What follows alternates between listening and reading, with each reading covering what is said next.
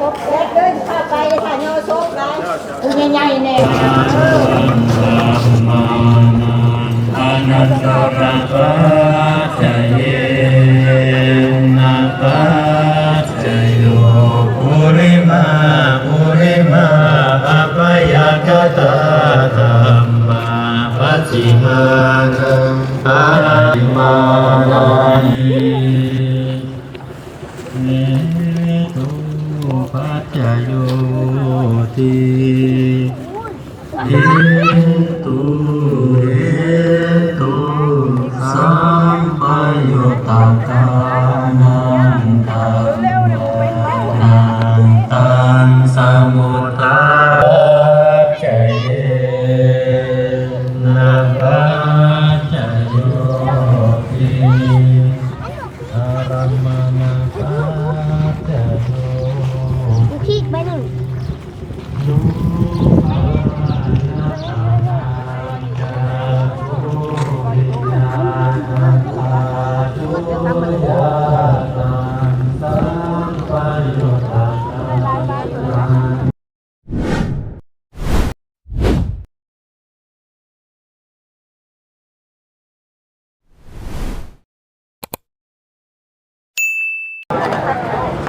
ไปตอนแรก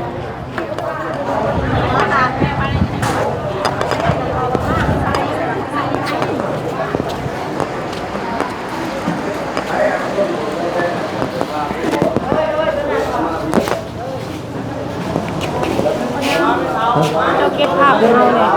เนี่ยเจ้าเป็น ฮะยุบเกือบนะยุบเกือบไปยุบเกือบเนาะชอบเกือบไหมเจ้าเลยภาพนอนเจ้าเป็นมือกล้องเขาเนี่ยบุษราเจ้าก็หาหูใครก็ได้เป็นมือ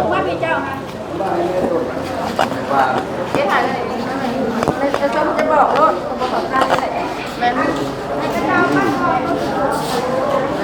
เอาเสื้อบ่แม่เสื้อเอามาเลยก็ชุดตูดมาเลยเอาไปโลดเอาลงไปพร้อมเขาลงครบนะรุ่มหนาไปเบิดโลดนะแล้วค่ะจะจับไก่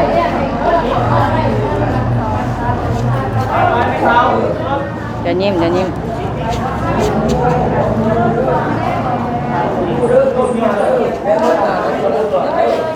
เอาไปเบิดเลยป่ะ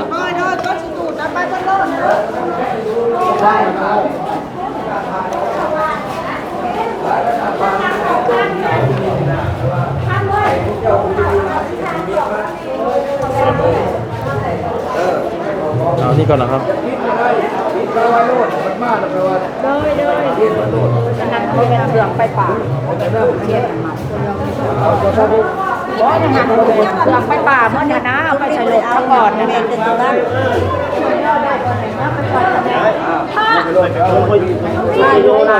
เจ้าเขาไม่กันมีตัวเข้าวัดเดียวบุกพิษติดยาเมืองโลดแล้วแต่พวกเจ้าบ่พิษก็ได้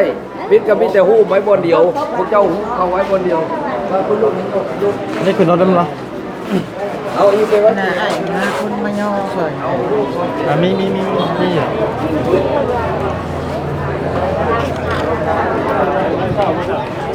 เด้อ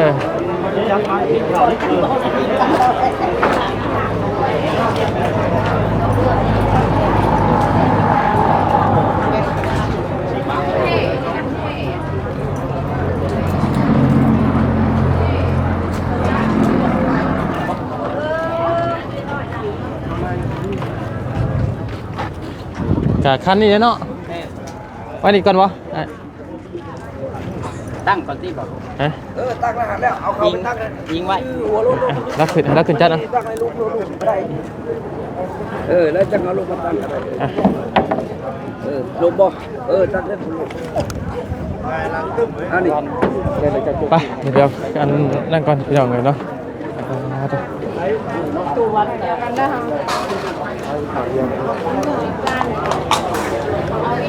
ผัก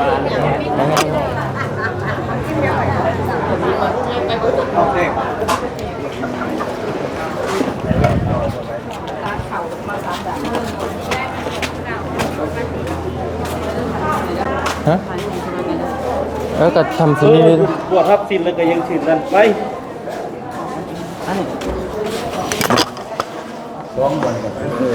ได้ปะครับคนรถจะเบา ใส่เกลือไปก่อน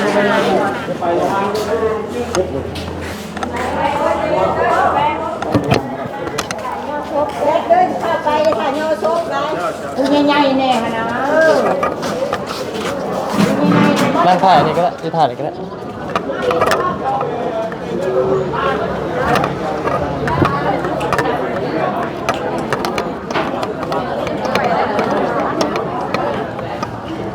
จะละมือเห็นแผลหาย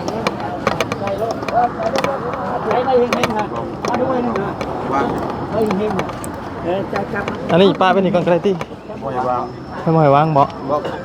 ถามเท่าแก่บ่ วางได้อยู่นะวางได้บ่นี่ ฮะบ่ได้ บ่ได้บ่ ไว้ได้ อ๋อ คือของมาห่มนี่ ไป แล้วยังจะใช้ฉากสิ้นมันมาก่อนสิ้นนี่มันอยู่เทิงมันละสิ้นเอาตามสิ้นทางใหญ่แล้วคนมันก็มันแต่ละที่บ้านมันทราบว่าไงนะ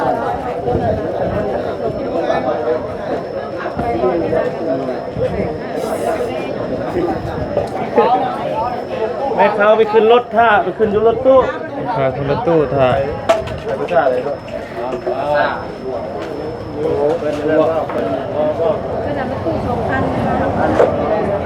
ทำก้อนเลยรถมีอะไรยาวเด้อ โดย ฝากคันนึง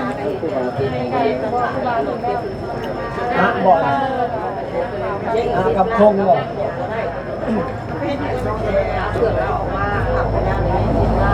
พี่น้องไอ้เพิ่นบ่ให้ปรุงเนาะ คนที่สามบอก เพิ่นให้จะไปที่ แม่เบิ่งเขาว่างนักเบาทำเลยเพื่อนเพื่อนปรุงเลย เนาะ นาเล่ไปต้องจับรถ ผมชอบ ตำรวจชื่อดีป่ะแม่ชื่อดีเลยปรุงคอยปรุงนะโน้ตสุกลงคอ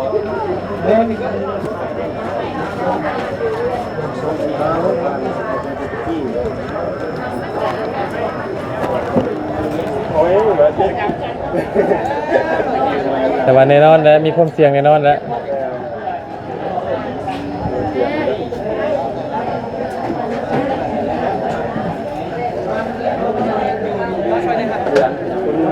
อะไรรถถึงมันจอดเนาะ โดย ปุ๊บบอกย่างไปเอารถอีกมาแห้ง เรื่องอะไรลามกันไปได้ นั้นบ่ยังจอดเองก็เลยได้จอดได้ เพื่อจะย่างกลับไปเอารถกัน เจ้าได้แต่ก่อนแฟนก่อนเนาะในสิกลับมาเมื่อเลยบ่จ้ะ เอาส่งแล้วกับคุณด้วยเนาะเดี๋ยวกลับมาบ้าง แต่แรกกลับมาส่งเรากว่า มุนได้คนละมุนอยู่น้ำมันกับมีเพิ่นไปตั้งรถไปไป ว่าเด็กก็ย่างแล้วคนบ่อยากมาดิ มีเป็นตั้งไว้ให้ชม เขาไปนะครับบ้านเก่าเพิ่นว่า เป็นไหวกลับไปไหนไปเลย ครับไปออกเรือ แต่ว่าไป ไปได้เจอไปเลยรถเจ้าคืนนี้มาเอา เลยจะโบด ไปนำกันก็ดีได้สิได้มีแนวเว้าได้เจ้าบ่ฮอดได้หน่อยนะ ฮะ ไปนำกันก็ดีมีแนวเว้าสิเนาะ อยากให้มาน้ำบ่เป็นยังไงแดดเด็ดจะไปกันสวยแดดเด้อเว้ยคุณยังก็กระดาษชีก็มี โอ้ยทำมูจะไปน้ำกับไปแล้วก็สิมาดูก็มาก็ได้บ่เป็นหยัง คือจะมูเราไปนี่ไป เพราะกำมือภาพมวยอากาศเปล่าได้มาอย่างนั้นเราไม่ได้ภาพลมคือว่ามื้อนี้เสียสละเบิ่นๆ มาแล้วผม น้ำกินมูอยากกินนมบ่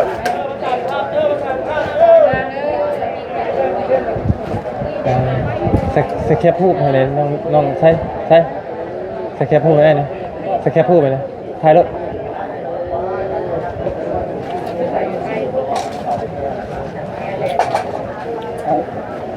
ห้องผู้จัด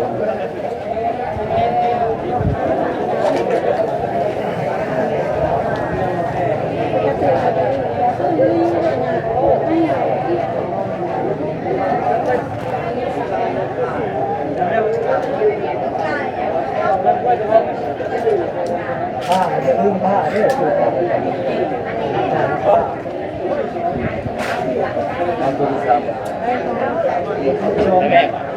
ข้าวปอกตัวได้ที่เอาเริ่มรู้บอกเลย ตัวไหนตัวนี้วะ นอนมาไม่มาพี่ก็ทำมั้ยก็นี่บ่มาเลย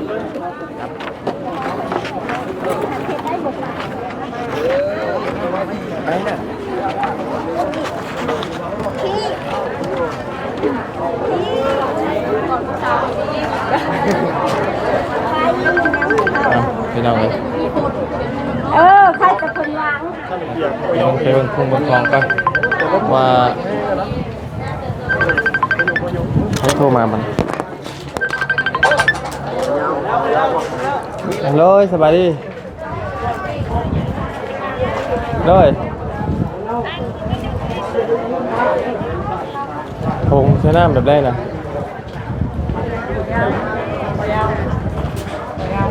ฝากรถนะเนี่ยบริกรรมมาเปิดตอนแรกแล้วก็ซื้อกลับมา อันชื่อไปเห็นยังกันนะน้ำใช้น้ำยังกันนะใช้น้ำแบบไรพอบ่เป็นแล้วพระเจ้าคำซื้อบ่ได้ฮู้ได้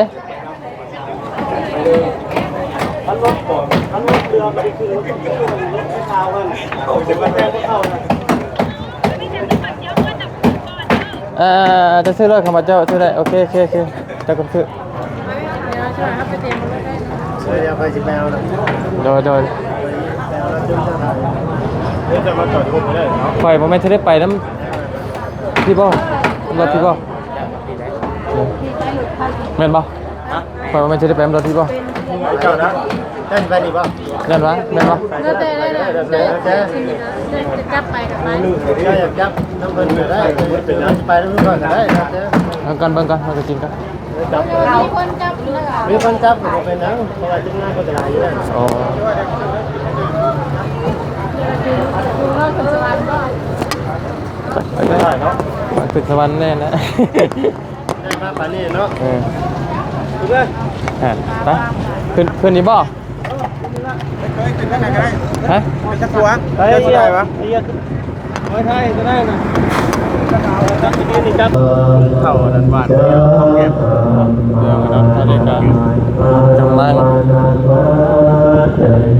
เรื่องบาด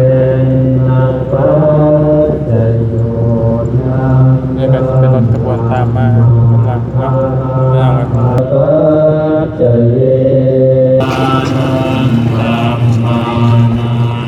นัสสะ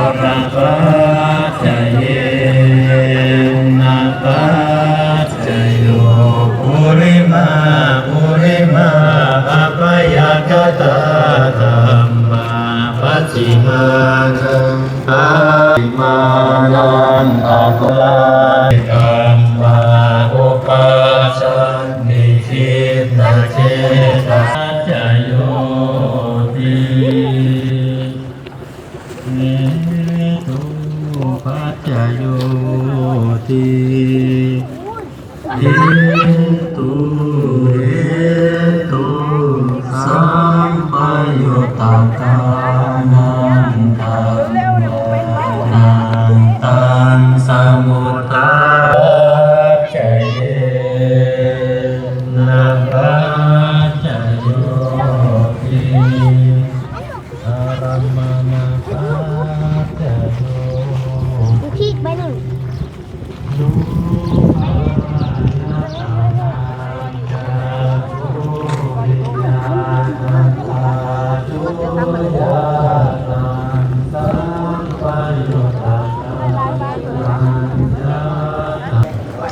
พี่น้องเนาะ หอดเป็นที่เรียบร้อยเด้อพี่น้องเลยกัน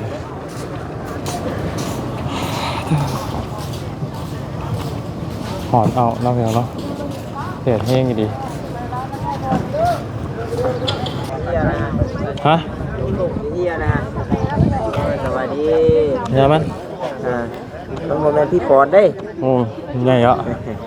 ยาวเล่น ไปมากินทานน้ำหมูท่าน เป็นไง มูบุญเนาะบ่ายเนาะ เรา ห่อได้ที่บุญนะ ฮะ ที่ห่อได้ที่บุญนะ เมื่อวันที่ตักบาตรตั้งวันเสาร์ไอ้เบิร์ด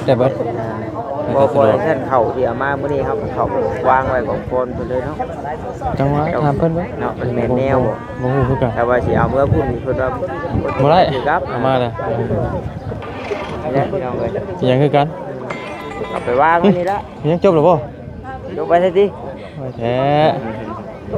เอาข่อยยังบุษราธรรมาครับจังหวัดติดแดงจ้ะ ยังบ่ได้จบ ติด พร้ แด อม ง กันเลยบ่ยาวหรือว่าเพิ่นกองไว้สิบ่ ถามอ้ายบ่ อ่าคือกัน บ่ฮู้ คู่ กั กัน นเทื่อแรกกันบ่นี่ คิดว่าเพิ่นน่ะสิตัดไว้ซิ เออ เพราะมันเป็นพิซซ่าหลวง เออแบบผู้ใดอันนี้ก็แบบ ใครมักดินเด็กแม่แล้วก็ขอเด็กกันมาตุ้มแล้วว่ะมะเร็ง กันเด้อ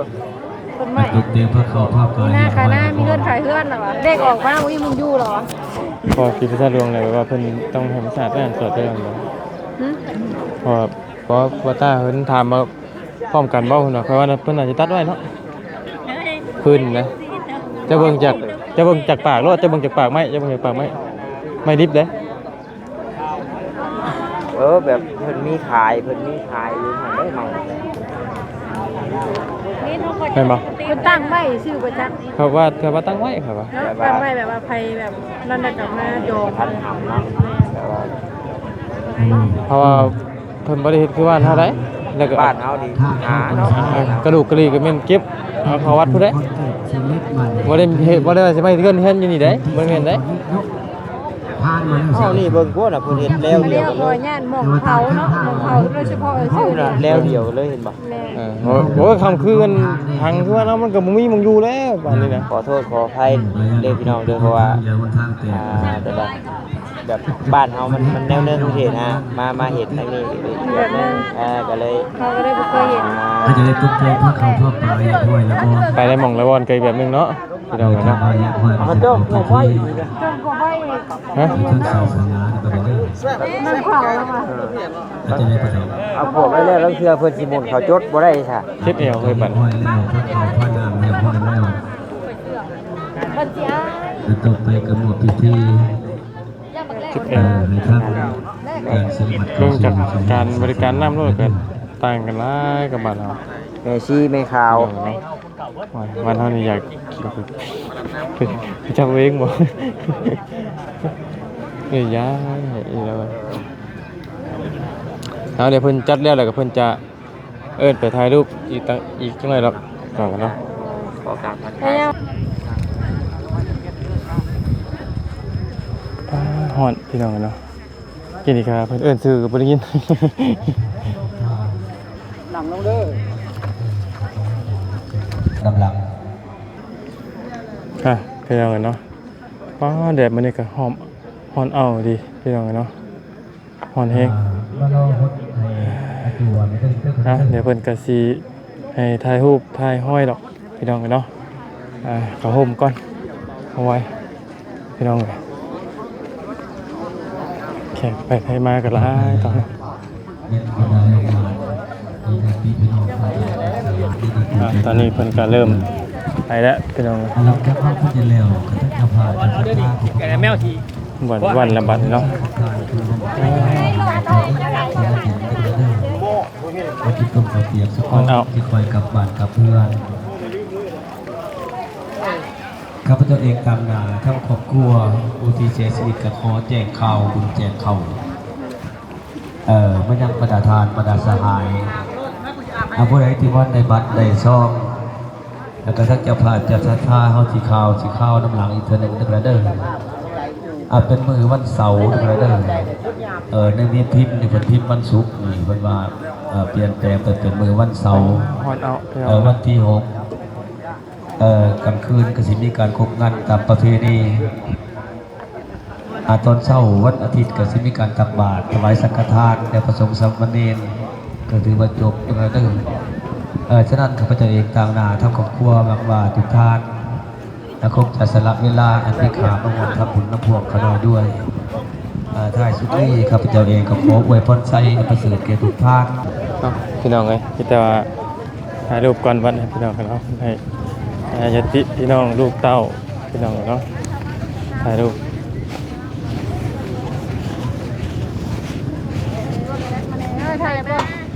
มาพี่น้องเอ้ยกำลังจะ ถ่ายรูปถ่ายรูป ถ่ายมาเลยแล้วก็ถ่ายหันไปออกเลย ฮะ แล้วกับข่าวมากับ ถ่ายแล้วไปขาวกันไปเป็นยังนั่นแหละ ยาเนี่ย ไปดอก เห็นเนื้ออ่ะ เป็นแถวจะพูดเลยยืนเอายับเมาทันทีน้ำมันบดมันบด เบิดอยู่ มาพี่น้ำมาข่าวพี่น้ำ ได้ป่ะ ไปอีกไหมไปอีก เดี๋ยวไล่แดดได้ มาอีกมาอีก เอ้ารอบสุดท้ายหนึ่ง เดี๋ยวแป๊บนึงอ่ะ หนึ่งสอง 1 2 3 1 2 3 ได้เรื่องไอ้ต้องปีค่ะ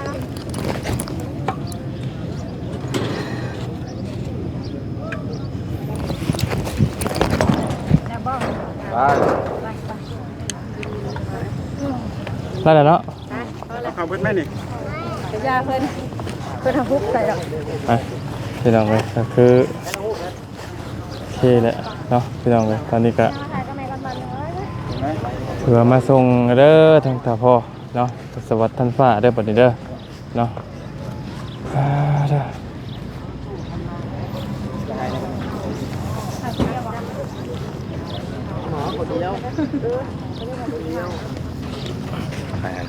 เด้อเด้อเอาพี่น้องเลยตอนนี้ไปจิจุด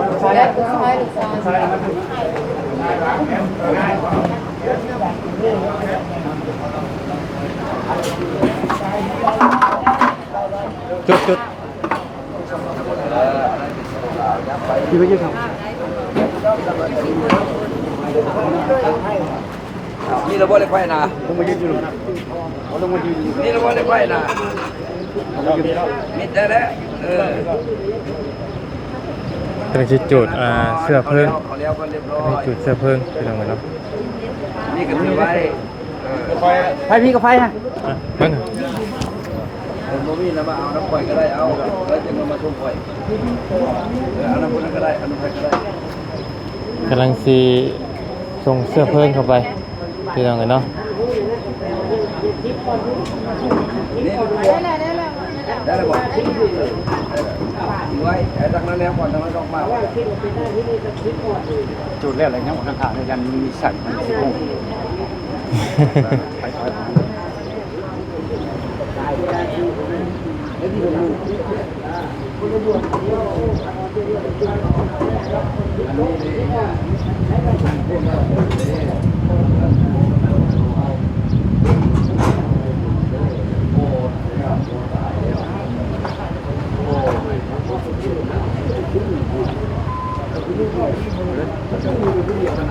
มีการดม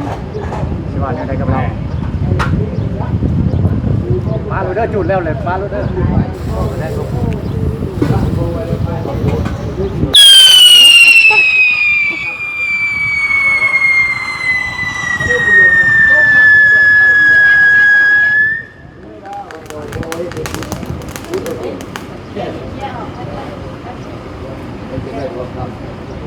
บ่แตกตับเนาะ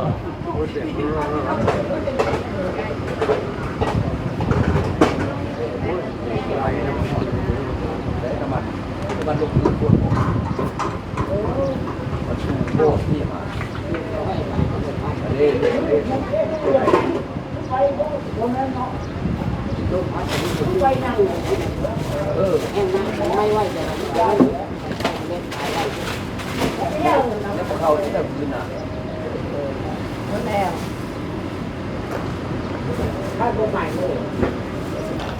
สวัสดีน้องวันนี้ที่ทางมายาเองจะได้ขอจบคลิปปิดคลิปไปเพียงแค่นี้ก่อนเนาะขอบคุณนี่แหละพี่น้องเลยที่เข้ามาติดตามนะครับชมคลิปของมายาคือเก่าคือเดิมเนาะเอาขึ้นสวรรค์ชั้นฟ้าเด้อพอวันนี้เนาะมาเจ็บปวดแล้วบรรยากาศแต่อยู่มองดีมองเลยสบายก็ไปมองนั่นเนาะเป็นยังไงก็สู้ทุกคนนั่นแหละพี่น้องเลยเนาะไปผู้ไปก็ไปดีผู้อยู่ก็สู้ต่อไปพี่น้องเลยเนาะ